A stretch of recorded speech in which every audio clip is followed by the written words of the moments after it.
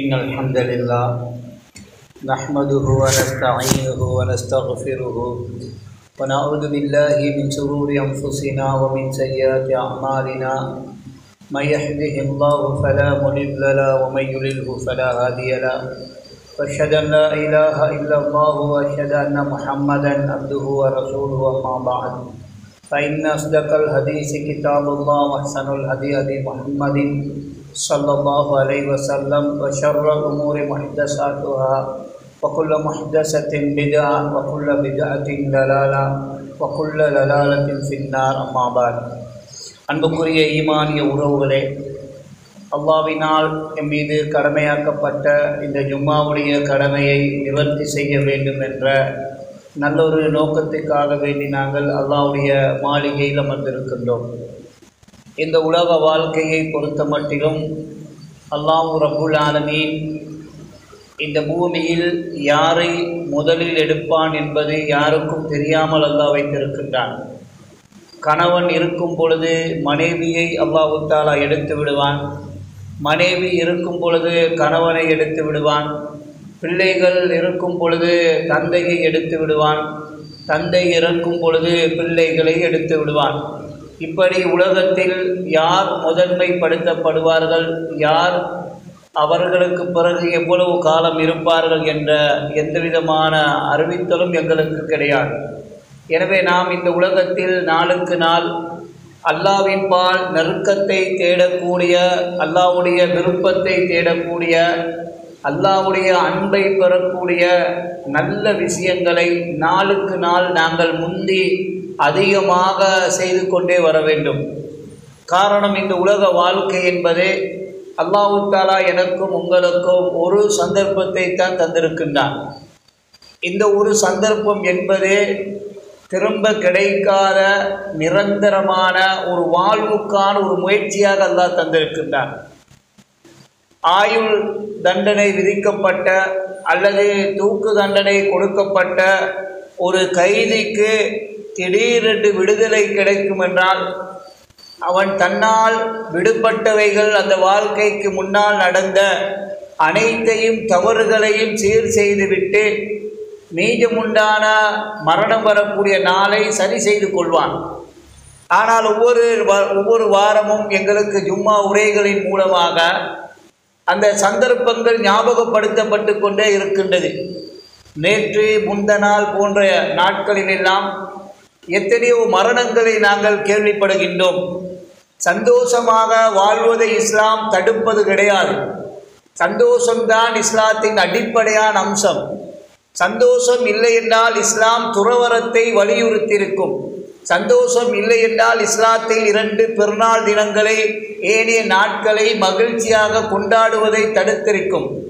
ஆனால் இந்த சந்தோஷத்தை, மகிழ்ச்சியை, விடுமுறைகளை சரியாக கழிக்க தெரியாத சகோதரர்கள் அல்லாஹ்வினால் தடுக்கப்பட்ட மதுவை அருந்தி எத்தனையோ உயிர்கள் எத்தனையோ பகுதிகளில் செல்லக்கூடிய நிலைகளை நாங்கள் காணுகின்றோம். அல்லாஹ் எங்கள் அனைவரைகளையும் பாதுகாக்க வேண்டும்.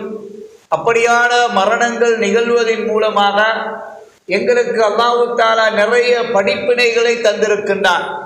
இந்த விடுமுறை நாட்களில் இந்த பகுதியில் மாத்திரமல்ல, விடுமுறைக்காக வேண்டி செல்லக்கூடியவர்கள் அதிகமானவர்கள் அல்லாஹ்வுடைய வரம்பை மறந்தவர்களாக, அல்லாஹ்வினால் எங்களுக்கு ஆகுமான முறையில் விடுமுறைகளை, நேரங்களை, காலங்களை கழிப்பதற்கு வழிகாட்டியும் கூட அந்த அனைத்து வழிகாட்டல்களை மீறிவிட்டு ஆடல்கள், பாடல்கள், கூத்து, கும்மாளம், குடி போதைகளில் ஒருவருக்கொருவர் சண்டை பிடிப்பது, அடிப்பது, தனது மனைவி என்று தெரியாமல் இன்னொருத்தியுடன் இன்னொருத்தி என்பது தெரியாமல், இப்படி நிறைய விடுமுறை நாட்களில் நிறைய போலீஸ்களில் புகார்களும் நிறைய பிரச்சனைகளின் சமுதாயத்தில் ஏன் காணுகின்றோம் என்றால், இந்த அற்பமான ஒரு இன்பத்தை, அற்பமான ஒரு சுகத்தை, அதை அடைவதற்காக வேண்டி மறுமையை அப்படியே இழந்து விடுகின்றார்கள்.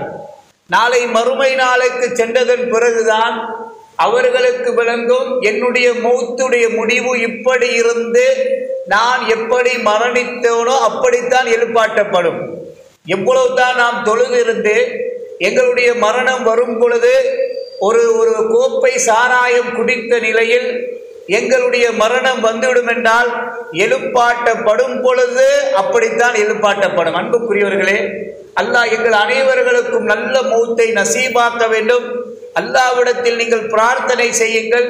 இந்த உலக வாழ்க்கை என்பது அற்பமானது, எங்களை ஏமாற்றக்கூடியது. எங்களை எப்படி செய்தான் வழியெடுப்பதற்கு எல்லா திசைகளிலும் வந்து கொண்டே இருப்பான். நாம் நினைப்போம் எனது தொழுகையில் செய்தான் வருவது கிடையாது, நான் வருடத்துக்கு ஒரு தடவை கணக்கு பார்த்து ஜகாத்து கொடுக்கின்றேன், எனது பொருளாதாரத்தில் செய்தான் வருவது கிடையாது, எனது குடும்ப வாழ்க்கையில் நானும் மனைவி நிம்மதியாக இருக்கின்றோம், எனது பிள்ளைகளும் நாங்களும் சரியாக நேரத்திற்கு தொழுகின்றோம் என்று நினைப்போம். அதுதான் செய்தான் நினைவை ஏற்படுத்தி எங்களை வழிகெடுப்பான்.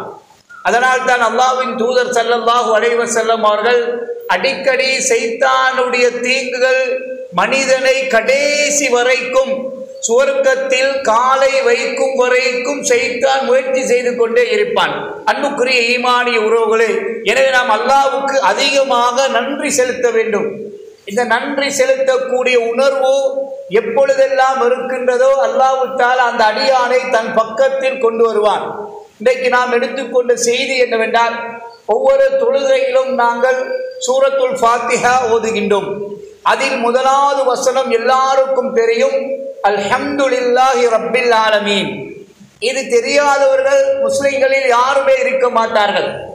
எப்படி கலிமா லா இலாஹ இல்லல்லாஹு முஹம்மதுர் ரசூலுல்லாஹ், வணக்கத்துக்கு தகுதியானவன் அல்லாஹ்வை தவிர வேறு யாரும் இல்லை என்பது எங்களுடைய அடி மனதில் பதிவு செய்யப்பட்டதை போன்று, நாம் தொழுகையில் வந்து தக்பீர் கட்டியுடன் நாம் சொல்லக்கூடிய வார்த்தை தான் அல்ஹம்துலில்லாஹி ரப்பில் ஆலமீன். இந்த வார்த்தையின் பிரதிபலன் என்ன? இந்த வார்த்தை எந்த அளவுக்கு ஒரு பாரதூரமான ஒரு வார்த்தை, இந்த வார்த்தையுடைய பெருமானம் என்ன, இந்த வார்த்தையுடைய விளக்கம் என்ன என்பதைத்தான் நாம் பார்க்க இருக்கின்றோம். வல்லவன் அல்லாஹ் அருள் புரிய வேண்டும். அன்புக்குரிய ஈமானிய உறவுகளே, நாம் குர்ஆனை எடுத்து பார்க்கும் பொழுது இந்த வார்த்தை ரப்புல் ஆலமீன் கிட்டத்தட்ட அல்ஹம்துலில்லாஹி ரப்பில் ஆலமீன் என்பதை 6 தடவைகள் அல்லாஹ் தஆலா சொல்லுகின்றான். சூரத்துல் ஃபாத்திஹாவில் மாத்திரம் அல்ல, குர்ஆனை நாங்கள் அதிகமாக ரமலானில் ஓதும் பொழுது, ரமலான் அல்லாத காலத்தில் ஒரு நெருக்கத்தை ஏற்படுத்துவதற்கு குர்ஆனை நாம் படிக்கும் பொழுது பார்க்கலாம், 6 இடங்களில் அல்ஹம்துலில்லாஹி ரப்பில் ஆலமீன் என்று வருகின்றது. சூரத்துல் ஃபாத்திஹாவில் முதலாவது வசனம், குர்ஆனுடைய முதலாவது வசனம் அல்ஹம்துலில்லாஹி ரப்பில் ஆலமீன். ஆனால் அல்லாஹ் தஆலா இன்னும் சில சூறாக்களை முடிக்கும் பொழுது அல்ஹம்துலில்லாஹி ரப்பில் ஆலமீன் என்று முடிக்கின்றான். இது குர்ஆனுடைய தப்சீருடன் தொடர்பான விஷயங்கள் விளக்கமாக நாம் பார்க்கக்கூடிய ஒரு சந்தர்ப்பம் கிடைத்தால் பார்ப்போம். இப்பொழுது எங்களுடைய சிந்தனையில் ஏன் புகழ் அனைத்தும் அல்லாஹ்வுக்கென்று நாம் தொழுகையில் தக்பீர் கட்டிவிட்டு சொல்லுகின்றோம்? அது ஜனாசா தொழுகையாக இருக்கலாம், மழை வேண்டி தொழுகையாக இருக்கலாம், தஹஜ்ஜத் தொழுகையாக இருக்கலாம், அல்லாஹ்வுக்கு நன்றி செலுத்துகிற தொழுகையாக இருக்கலாம், ஸலாத்துல் இஸ்திகாரா ஒரு விஷயத்தை அல்லாஹ்விடத்தில் முடிவெடுக்கக்கூடிய ஒரு தொழுகையாக இருக்கலாம். எல்லா தொழுகையிலும் நாம் தக்பீர் கட்டிய முதல் வாசகம் என்ன சொல்லுகின்றோம்? எவ்வளவோ குர்ஆனுடைய வசனங்கள் இருந்தாலும் இந்த சூரத்துல் ஃபாத்திஹா ஓதப்படவில்லை என்றால் தொழுகை ஏற்றுக்கொள்ளப்படாது. எந்த தொழுகையும் அல்லாஹ் ஏற்றுக்கொள்ள மாட்டான். இந்த முதல் துண்டை விட்டுவிட்டு பின்னால் உள்ளது மாத்திரம் பாடமாக இருந்தாலும் அல்லாஹ் ஏற்றுக்கொள்ள மாட்டான். இந்த சூரத்துல் ஃபாத்திஹாவுடைய அந்த அல்ஹம்துலில்லாஹ் என்றால், முதலாவது நாம் எங்களுடைய அனைத்து செயல்பாடுகளையும், என்னிடத்தில் இருக்கக்கூடிய பொருளாதாரம், என்னுடைய கல்வி, எனது ஆளுமைகள், எனது தகுதி, எனது நிர்வாகம், என்னிடத்தில் என்ன என்ன இப்பொழுது இருக்கின்றதோ, நாம் படைக்கப்படும் பொழுது அல்லாஹ் சொல்லுகின்றான், எதுவுமே இல்லாமல் நாம் இந்த பூமிக்கு வந்தோம். இந்த தாயுடைய கருவறைக்கு வரும் பொழுது நான் ஒரு ஆசிரியர் கிடையாது, ஒரு ஆலிம் கிடையாது, ஒரு செல்வந்தன் கிடையாது, உடல் பலம் மிக்கவன் கிடையாது, ஒன்றுமே இல்லாமல் ஒரு இந்திய துளியை அல்லாஹ் தஆலா நாட்கள் போக போக ஒரு முறையாக மாற்றி இறுதியாக ஒரு உடம்பை கொடுத்து அந்த உடம்புக்கு ரூஹை ஊதி வெளியே அல்லாஹ் அனுப்பினான். இதுதான் எங்களுடைய ஆரம்பம். இதனுடைய முடிவுக்கு இடையில் எங்களுடைய பதவிகள், பட்டங்கள் எல்லாம் இருக்கும். பிள்ளைகள் இருக்கும், கணவன் இருக்கும், மனைவி இருக்கும், தாய் இருக்கும், தந்தை இருக்கும், எல்லாம் இருக்கும். எதுவுமே பெரிது கிடையாது. எனக்கு எதுவுமே புகழ் உரியது அல்ல. என்னிடத்தில் இருப்பவைகள் தற்காலிகமாக அல்லாஹ் தந்தவைகள். அல்லாஹ் நாடினால் எல்லாத்தையும் எடுத்து விடுவான். மனைவி அல்லாஹ் எடுத்து விடுவான், தந்தையை எடுத்து விடுவான், தாயை எடுத்து விடுவான், பிள்ளையை எடுத்து விடுவான், சொத்தை எடுத்து விடுவான், சுகத்தை எடுத்து விடுவான். ஒன்றுமே இல்லாமல் நடு ரோட்டில் அல்லாஹ் தஆலா என்னை இறக்கி விடுவான். அந்த அனைத்துக்கும் என்னிடத்தில் இருக்கக்கூடிய எதற்கும் எனக்கு எந்த புகழும் கிடையாது. நம்ம ஒரு பாடசாலையில் படித்து அந்த பாடசாலையில் முதன்மை ஒரு மாணவனாக இருக்கலாம். முழு இலங்கைக்குமான ஒரு எக்ஸாம் வைக்கப்பட்டு நான் முதன்மையாக குர்ஆனை ஓதி வெளிப்படுத்தி உலக சாதனை படைத்தவனாக இருக்கலாம். அந்த எதுவுமே எனக்கு புகழ் கிடையாது. அனைத்து புகழும் அல்லாஹ்வுக்கு உரியது. ஏன், நாம் அல்லாஹ்வினால் இந்த பூமிக்கு அனுப்பப்பட்டவர்கள். இந்த உலகத்தில் எது கிடைத்திருக்கின்றதோ அவை அனைத்தும் அல்லாஹ்வுக்குரியது என்பதை நாம் தொழுகையின் பொழுது ஆரம்பமாக அல்லாஹு அக்பர் அல்ஹம்துலில்லாஹி ரப்பில் ஆலமீன், இந்த இடத்தில், இந்த பூமியில், இந்த காத்துக்கு கீழால் ஃபேன் வசதியுடன், ஏசி வசதியுடன் இருந்தாலும் இது அனைத்துக்கும் தகுதியானவர் யார்? அல்லாஹ் என்ற ஒரு சிந்தனை எங்களுடைய வாயினால் மொழியும் பொழுது வர வேண்டும். ரசூலுல்லாஹி ஸல்லல்லாஹு அலைஹி வஸல்லம் அவர்கள் சொல்லுகின்றார்கள், இந்த பூமியில் எந்த அடியான் அல்லாஹ் அக்பர் என்று தக்பீர் கட்டி அல்ஹம்துலில்லாஹி ரப்பில் ஆலமீன் என்று சொல்லுகின்றானோ, இமாம் ஓதுகின்றார், நாம் கேட்டுக்கொண்டிருக்கின்றோம், அல்லது நாங்கள் ஓதும் பொழுது அல்லாஹ் பதில் அளிக்கின்றான். யார் பதில் அளிப்பது? பாங்கு சத்தம் சொல்லப்படுகின்றது, முஅத்தின் அதான் சொல்லுகின்றார், அதற்கு நாங்கள் பதில் சொல்ல வேண்டும். ஆனால் பாங்கு சத்தம் சொல்லும் பொழுது நிறைய பேர்கள் தேவையில்லாத பேச்சுகளில் ஈடுபடுவார்கள்.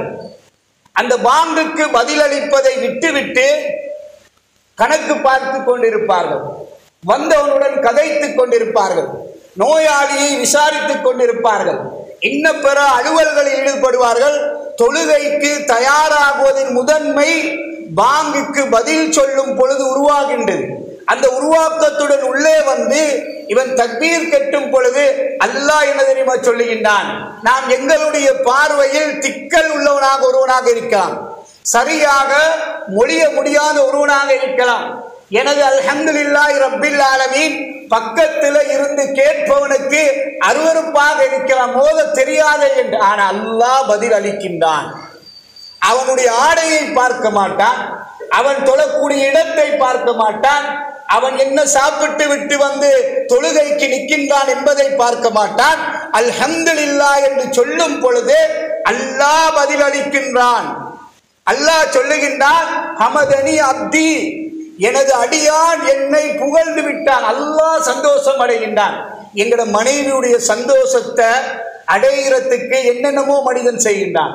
கணவனுடைய திருப்தியை காண்பதற்கு மனைவி என்னென்னமோ செய்கின்றார். நாம் தொழுகையில் ஈடுபடும் பொழுது அந்த தக்பீரை மொழிந்து இந்த வார்த்தையை சொல்லும் பொழுது அல்லாஹ் பதில் அளிக்கின்றான். அர் ரஹ்மானிர் ரஹீம் என்று இரண்டாவது தடவை இரண்டாவது வசனத்தை ஓதும் பொழுது அல்லாஹ் திரும்ப சொல்லுகின்றான், எனது அடியான் இன்னும் என்னை உயர்த்தி உயர்த்தி புகழுகின்றானே. அல்லாஹ் அதற்கு பிறகு சொல்லுகின்றான், அர் ரஹ்மானிர் ரஹீம் மாலிகி யௌமித்தீன். இப்படி ஒவ்வொன்றுக்காக வேண்டி அல்லாஹ் பதில் சொல்லிவிட்டு இய்யாக நஅ்புது, உன்னையே வணங்குகின்றோம், உன்னிடமே உதவி தேடுகின்றோம் என்று சொல்லும் போது அல்லாஹ் சொல்லுகின்றான், இந்த அடியான் என்னிடத்தில் எதை கேட்கிறானோ அதை நான் கொடுக்கிறேன். இந்த தொழுகையில் ஒரு சம்பாஷணை நடைபெறுகின்றது. நாம் சொல்லுகின்றோம், அல்லாஹ் பதில் அளிக்கின்றான். நாம் அல்லாஹ்விடத்தில் கேட்கின்றோம், அல்லாஹ் தொழுகையிலே பதில் அளிக்கின்றான். இந்த உணர்வு அல்ஹம்துலில்லாஹி ரப்பில் ஆலமீன் என்ற ஆரம்பத்துடன் வர வேண்டும். இப்பொழுது நாம் குர்ஆனை எடுத்து பார்த்தால் கிட்டத்தட்ட 23 இடங்களில் தனது புகழை அல்லாஹ் சொல்லிக் கொண்டே வருகின்றான். குலில் அல்ஹம்துலில்லாஹ், அல்ஹம்துலில்லாஹ் என்று நீங்கள் சொல்லுங்கள் சொல்லுங்கள் என்று அல்லாஹ் ஏன் சொல்லுகின்றான் தெரியுமா? அல்லாஹ்வுடன் ஒரு தொடர்பு, ஒரு ஞாபகம் எப்பொழுதுமே இருந்து வர வேண்டும். சுவர்க்கவாசிகள் சுவர்க்கத்துக்கு நுழைந்து விட்டால் முதலாவது என்ன சொல்வார்கள்? யாரை தேடுவார்கள், என்ன சொல்லுவார்கள், எவ்வளவு கவலையுடன் இந்த உலகத்தில் இருக்கிறாங்க. நாம் கொள்கைக்காக வேண்டி ஊரை ஒதுக்கி மக்களை விட்டு ஒதுங்கி எங்களால் முடியுமானவைகளை செய்கின்றோம். ஏன்? ஒரு வாக்குறுதிக்காக வேண்டும். சொர்க்கத்து வாசிகள் சொர்க்கத்துக்கு நுழைந்த உடனே சொல்லுவார்கள் அல்ஹம்துலில்லாஹ். இந்த பூமியில் சொர்க்கத்தை நினைத்து நாம் தொழுகையில் ஈடுபடும் பொழுதும் முதலாவது சொல்வது அல்ஹம்துலில்லாஹ். சொர்க்கவாசிகள் சொர்க்கத்துக்கு நுழைந்ததன் பிறகும் முதலாவது சொல்வார்கள் அல்ஹம்துலில்லாஹ், அல்லாஹ்வுக்கே புகழ் அனைத்தும். இரண்டாவது சொல்வார்கள் அல்லாஹ் எங்களுக்கு நேர்வழி காட்டவில்லை என்றால் நாங்கள் நேர்வழி பெற்றிருக்க மாட்டோம். மூன்றாவது சொல்லுவார்கள் எங்களுடைய கவலைகள் எல்லாம் போக்கி அந்த வாக்களித்ததை தந்த அல்ஹம்துலில்லாஹ் அல்ஹம்துலில்லாஹ் என்று. அல் குர்ஆனை நாம் ஆழமாக பார்த்தால் சொர்க்கவாசிகள் சொர்க்கத்துக்கு போனதன் பிறகும் அல்ஹம்துலில்லாஹ் அல்ஹம்துலில்லாஹ் என்று சொல்வார்கள். நாம் சொர்க்கத்துக்கு நுழைவதற்கு இப்போ ஒரு நாளைக்கு அல்லாஹ் விரும்பக்கூடிய இந்த வார்த்தை சுப்ஹானல்லாஹ் அல்ஹம்துலில்லாஹ் வலா இலாஹ இல்லல்லாஹு அல்லாஹு அக்பர் என்ற இந்த வார்த்தைகள் இருக்கின்றது. எங்களுடைய பார்வைக்கு சின்னதாக இருக்கலாம், லேசாக இருக்கலாம், அல்லாஹ்வுடைய அரசுக்கு எடுத்து கொண்டு போகப்படுகின்றது.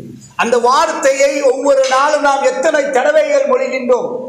சந்தர்ப்பம் கிடைக்கும் பொழுது அல்லாஹ்வை அதிகமாக நாம் மொழிவதற்கு கற்றுக்கொள்ள வேண்டும். எனவே சுவர்க்கவாசிகள் சுவர்க்கத்தில் நுழைந்ததன் பிறகு சொல்லுவார்கள் அல்ஹம்துலில்லாஹ், இப்பதான் நிம்மதி. இதுவரைக்கும் பிரச்சனையாகத்தான் உலகத்தில் வாழ்ந்தோம், கடைசி நிமிடம் வரைக்கும் பிரச்சனை, இந்த சுவர்க்கத்துக்குள்ளால் காலடி வைத்து விட்டோமே என்று நன்றி செலுத்துவார்கள். இந்த நேர்வழி கிடைத்ததுக்கு நன்றி செலுத்துவார். சில வழிகேடான மாற்று மத அன்பர்களை, அதாவது சில செயல்பாடுகளுடன் இஸ்லாத்துடைய சிறப்பு அம்சங்களை எடுத்து பாருங்கள். அவர் அறுப்பதாக இருந்தாலும், ஒரு ஆடை மாடை சாப்பிடுவதை அறுப்பதாக இருந்தாலும் இஸ்லாம் ஒரு அழகான ஒரு முறையை காட்டி தருகின்றது. பெற்றோர்களோடு நடப்பதாக இருந்தாலும் இஸ்லாம் ஒரு வழிகாட்டலை காட்டுகின்றது. ஒரு சபையில் அமர்வதாக இருந்தாலும் இஸ்லாம் ஒரு வழிகாட்டலை தருகின்றது. நாம் செருப்பு அணிவதாக இருந்தாலும் இஸ்லாம் ஒரு வழிகாட்டலை தருகின்றது. ஒரு ஆடை அணிவதாக இருந்தாலும் இஸ்லாம் தருகின்றது. ஆனால் ஏனைய கலாச்சாரங்களை எடுத்து பார்த்தால் மார்க்கத்தின் பெயரால் என்னென்ன அநியாயங்கள், அட்டூழியங்கள், திருமணத்திலிருந்து, அதாவது மைய வீடுகளில் இருந்து, அடக்க ஸ்தலத்தில் அடக்கப்படுவதில் இருந்து எல்லாமே ஒரு நேர்வழிக்கு எந்த விதமான அடையாளங்களும் கிடையாது. ஆனால் அல்ஹம்துலில்லாஹ், அல்லாஹ்வுக்கு நன்றி செலுத்த வேண்டும். ஆண் பெண்கள் எல்லாருக்கும் வழிகாட்டிருக்கின்றது, சிறுவர்களுக்கு வழிகாட்டிருக்கின்றது. தொழுகையில் சஃபில் வந்தால் அவன் உயர்ந்த ஜாதி, இவன் தாழ்ந்த ஜாதி, இவன் வெள்ளையன், இவன் கருப்பன், இந்த ஊரில் இவனுடைய தொழில் இந்த தொழில், இவன் பின்னால் இருக்கணும், நல்ல தொழில் செய்வன் முன்னால் வர வேண்டும் என்று இஸ்லாத்தில் கிடையாது. அல்ஹம்துலில்லாஹ், அல்லாஹ்வுக்கு அதற்கு நாங்கள் நன்றி செலுத்த வேண்டும். அல்லாஹ் நேர்வழி காட்டவில்லை என்றால் இந்த தீனுல் இஸ்லாத்தில் நாம் நிலைத்திருக்க மாட்டோம். அல்லாஹ்வுக்கு தேவை கிடையாது. நாம் நீங்கள் எல்லாரும் வணங்கிவிட்டதால் அல்லாஹ்வுடைய கஸானாவில் எந்த கூடுதலும் வராது. இந்த பூமியில் உள்ள எல்லாரும் அல்லாஹ்வுக்கு மாறு செய்து விட்டாலும் அல்லாஹ்வுடைய கஸானாவில் குறைந்து விடாது. அன்புக்குரிய ஈமானி உறவுகளே, அல்லாஹ்வுக்கு நேர்வழி கிடைத்ததற்கு நாங்கள் நன்றி செலுத்த வேண்டும். அதே போல் இந்த அல் குர்ஆனை நாம் எடுத்து பார்க்கும் பொழுது இது சுவர்க்கவாசிகள் சுவர்க்கத்துக்கு போன காரணிகளை நினைத்து அல்லாஹ்வை நன்றி செலுத்துவார். இந்த பூமியில் நபிமார்களை பற்றி அல்லாஹ் அல் குர்ஆனில் சொல்லுகின்றான். இஸ்மாயில் அலைஹிஸ்ஸலாம் இப்ராஹிம் அலைஹிஸ்ஸலாத்துக்கு கிடைத்தது வயது முதிர்ந்த ஒரு காலத்தில். பிள்ளை கிடைக்குமா இல்லையா என்று அவர்களுக்கே நம்பிக்கை இல்லை. ஆனால் அல்லாஹ் ஒரு பிள்ளை பாக்கியத்தை கொடுத்தான். பிள்ளையை கையில் எடுத்து நம்ம முதலாவது என்ன சொல்லணும்? எங்களோட ஆட்கள் பிள்ளையை கையில் தூக்குவாங்க, மாஷா அல்லாஹ், அது ஒரு வார்த்தை. அல்லது என்ன தெரியுமா சொல்லுவார்கள்? வாப்பா மாதிரியே பிள்ளை இருக்கி, அல்லது பாட்டன் மாதிரியே இருக்கி, தாயம் மாதிரி இருக்கு. இப்ராஹிம் அலைஹிஸ்ஸலாம் அவர்கள் சொன்னார்கள் அல்ஹம்துலில்லாஹ் இல்லதி, அல்லாஹ்வுக்கே புகழ் அனைத்தும். இந்த வயது முதிர்ந்த காலத்தில் பிள்ளையை தந்த அல்லாஹ்வுக்கே புகழ் அனைத்தும் என்று அல்லாஹ்வை புகழ்ந்தார். அல்லாஹ் தஆலா சுலைமான் அலைஹிஸ்ஸலாத்துக்கும் தாவூத் அலைஹிஸ்ஸலாத்துக்கும் பெரிய ஆட்சி அதிகாரங்களை கொடுத்தான். இந்த பூமியில் யாருக்கும் கொடுக்காத ஒரு ஆட்சியை அல்லாஹ் சுலைமான் அலைஹிஸ்ஸலாத்துக்கு கொடுத்தான். தாவூத் அலைஹிஸ்ஸலாத்துக்கு அறிவையும் ஆற்றலையும் கொடுத்தான். இந்த ரெண்டு பேருக்கும் அல்லாஹ் அறிவையும் கொடுத்து ஆற்றலையும் கொடுத்தான். இது கிடைச்சிட்டு பேருக்கு பின்னால அறிவாளின்னு ஒரு போஸ்டர் வந்துட்டு, பேருக்கு பின்னால பெரிய ஒரு பதவி வந்துட்டு, மனுஷன் அப்படியே மாறுவான். அந்த பதவி என்ற ஒன்று பேருக்கு பின்னால வரும் வரைக்கும் பணிவாக குனிவாக தாழ்வாக, எல்லாரையும் கண்டால் சலாம், எல்லாரையும் கண்டால் வீட்டுக்கு வாங்க, எல்லா ஜனாசாக்கும் போறது, எல்லா திருமண வீட்டுக்கும் போறது. எப்ப பேருக்கு பின்னால ஒரு பட்டம் வந்துட்டோ அது எந்த பட்டமாக இந்த உலகத்தில் இருக்கலாம், அதற்கு பிறகு இவன் தன்னை உயர்வாக நினைப்பான். அல்லாஹ் சொல்லுகின்றான், வலகத் ஆத்தைனா தாவூத வ சுலைமான இல்மா, தாவூதுக்கும் சுலைமானுக்கும் நாங்கள் இந்த பூமியில் அறிவை கொடுத்தோம். என்ன அறிவு? இந்த அதாவது பறவைகளுடன் பேசக்கூடிய அறிவை அல்லாஹ் கொடுத்தான். மலைகள் இவர்கள் சுபஹானல்லாஹ் என்று சொன்னால், தாவூத் அலைஹிஸ்ஸலாம் சுபஹானல்லாஹ் என்று சொன்னால், அல்ஹம்துலில்லாஹ் என்று சொன்னால், அந்த மலைகளும் இவர்களுடன் சேர்ந்து அல்ஹம்துலில்லாஹ் என்று சொல்லி, இது மனிதர்கள் அடுத்தவர்கள் உணர மாட்டார்கள். அல்லாஹ் இவ்வளவு காத்தை வசப்படுத்தி கொடுத்து, மிருகங்களை வசப்படுத்தி, ஜின்களை வசப்படுத்தி எல்லாம் கொடுத்தவர். அவருடைய பேருக்கு பின்னால சுலைமான் என்றால் காத்து வசப்படுத்தப்பட்டவர், தாவூத் என்றால் அவர் திக்ர் செய்யும் பொழுது மலைகள் வசப்படுத்தப்பட்டவைகள் என்று இவ்வளவு சிறப்பு மிக்கவர். அல்ஹம்துலில்லாஹ், அல்லாஹ்வுக்கே புகழ் அனைத்தும். என் வாப்பாட சொத்து அல்ல இது. தாவூத் அலைஹிஸ்ஸலாம் ஒரு நபி, அதாவது ஒரு ஆட்சியாளர். சுலைமான் அலைஹிஸ்ஸலாம் அவர்கள் ஒரு நபி, ஒரு ஆட்சியாளர். தனது தந்தையை பார்த்து தந்தையினால் தான் இது கிடைத்தது என்று சொல்லவில்லை. அல்ஹம்துலில்லாஹ், அல்லாஹ்வுக்கே புகழ் அனைத்தும்.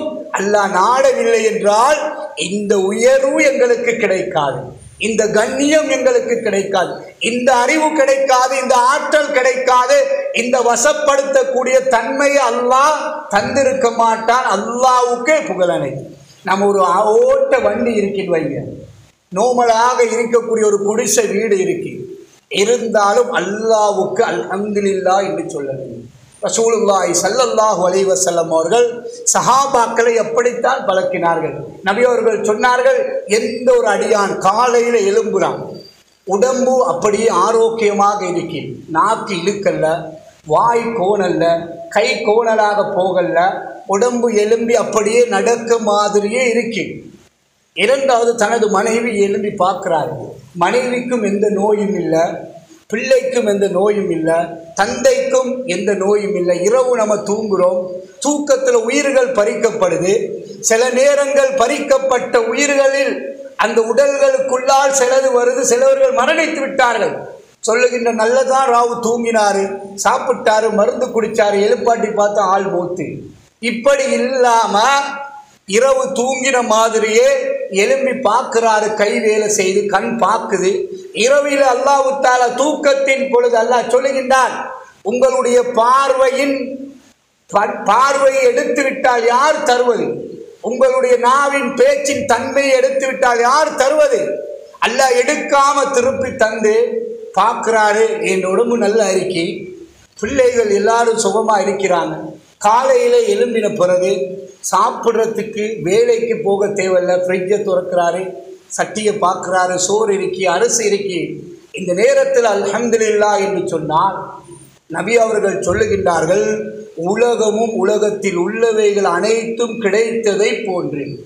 ஏன் காலையில் எழும்பி பார்க்குறாரு, சாப்பாடுக்கு ஒன்றும் இல்லை, மனைவிக்கு கொடுக்கறதுக்கு ஒன்றும் இல்லை, பிள்ளைகளுக்கு கொடுக்கறதுக்கு ஒன்றும் இல்லை. காலையில் வேலைக்கு போய் திரும்பி வந்துதான் இவர்களுக்கு சாப்பாடு கொடுக்கணும் என்றால் அந்த வீட்டுடைய நிலையை நீங்கள் கொஞ்சம் யோசனை செய்து பாருங்கள். பிள்ளைகள் என்ன நினைக்கும், எப்படா வாப்பு வருவார், மனைவி எப்படி ஆறுதல் சொல்லுவார்? இந்த நிலை இல்லாமல் அல்லாஹ் உங்களுக்கு காலை உணவு, அன்றைய நாளுடைய உணவு ஏற்பாடு செய்யப்பட்டிருக்கின்றது என்றால் அல்லாஹ் உங்களுக்கு செய்தாக பெரிய ஒரு அருள். தூக்கத்துக்கு போன மாதிரி உங்களுடைய உடம்பு திரும்ப அப்படியே வேலை செய்கின்றது என்றால், குடும்பத்தார்களுக்கு ஒரு பிரச்சனை இல்லை என்றால் நபி சொல்லுகின்றார்கள், உலகமும் உலகத்தில் உள்ளவைகளும் கிடைத்ததை அல்ஹம்துலில்லாஹ் என்று சொல்லுங்க. அதிகமாக சொல்லுங்க. உங்களோட பிள்ளைக்கு விளங்கணும், வாப்பாட சல்லி பவர் இல்லை, வாப்பாவுடைய வீட்டுடைய பவர் இல்லை, வாப்பாட தொழில ஒன்றுமே இல்லை, எல்லாம் அல்லாஹ்வினால் தான் நடக்கின்றதே. அல்லாஹ் தான் புகழுக்குரியவன், எனது ஆசிரியர் புகழுக்குரியவர் அல்ல, எனக்கு படித்து தந்தவரனால் தான் நான் உயர்வு அடைந்தவன் அல்ல, அல்லாஹ் எனக்கு தந்தான், அல்ஹம்துலில்லாஹ் அல்ஹம்துலில்லாஹ் என்று ஒவ்வொரு நாளும் உங்களுடைய பிள்ளைகளுக்கு காதுகளுக்கு கேட்க வைங்கள். அதனால் தான் நாம் தொழுகையில் தக்பீர் கெட்டியுடன் அல்ஹம்துலில்லாஹி ரப்பில் ஆலமீன். நான் எதையெல்லாம் விட்டு வந்தேன். வீட்டில் கோடி சொத்து இருக்கும், நகைக்கடையை மூடிட்டு போகிறோம், ஜுவல்லரியை மூடிட்டு போகிறோம், ஜெம் பிஸ்னஸை மூடிட்டு போகிறோம். ஆனால் இது அனைத்தும் பொறுமதி அல்ல. அல்லாஹ்வுக்கு தான் புகழ் அனைத்தும், அந்த புகழால் தான் இது கிடைத்தது என்ற ஒரு நம்பிக்கையை நாம் வளர்த்து கொள்ள வேண்டும். அக்கூலு கௌலி ஹாதா வஸ்தஃபுல்லி வலக்கும் வஸ்தஃபுல்லாஹ்.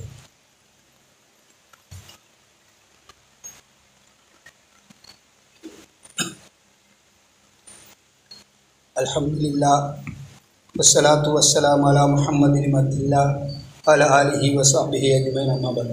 அன்புக்குரிய ஈமானி உறவுகளே, நாம் இந்த உலக வாழ்க்கையில் எல்லா வார்த்தைகளும், எல்லா ஔராதுகளும், எல்லா திக்ருகளும் அல்லாஹ்வின் பால் நெருக்கத்தை ஏற்படுத்த வேண்டும். ஆக லேசான சில விடயங்களை அல்லாஹ்வின் பால் நாங்கள் நெருங்குவதற்கு இஸ்லாம் கற்றுத்தருது. அந்த விதத்தில் நாம் அன்றாட எங்களுடைய வாழ்க்கையில் பார்க்குறோம். சாப்பிடும் பொழுது, சாப்பிட்டு முடித்ததன் பிறகு அல்லாஹ் எதை எங்களிடத்தில் எதிர்பார்க்குறான்? அல்ஹம்துலில்லாஹ் என்ற ஒரு வார்த்தை அல்லாஹ் எதிர்பார்க்குறான். நம்ம சமைச்சவரை பார்க்குறோம், ஒரு விருந்துக்கு போகிறோம், நல்ல சமையல், நல்ல சாப்பிட்றோம், உடனே எங்களுக்கு என்ன உணர்வு வருது? யார் சமைச்சது என்று தான் நம்ம கேட்குறோம். சமைச்சவரை கொஞ்சம் அழைச்சிட்டு வாங்க, எங்களுக்கு ஒரு விருந்திருக்கி அவரை வைத்து சமைக்கலாமா என்று யோசிக்கின்றோம். அந்த ருசியை தந்த ரப்புல் ஆலமீனை துதி செய்வதற்கு நாங்கள் மறந்து விடுகின்றோம். அல்லாஹ் நபி அவர்கள் சொல்லுகின்றார்கள், ஒரு அடியானுக்கு அல்லாஹ் தஆலா ஒரு உணவு கவலத்தை கொடுத்து அவன் ஒரு தடவை சாப்பிடுகின்றான், ஒரு உணவு கவலம் அல்ஹம்துலில்லாஹ் என்று சொல்லுகின்றான்.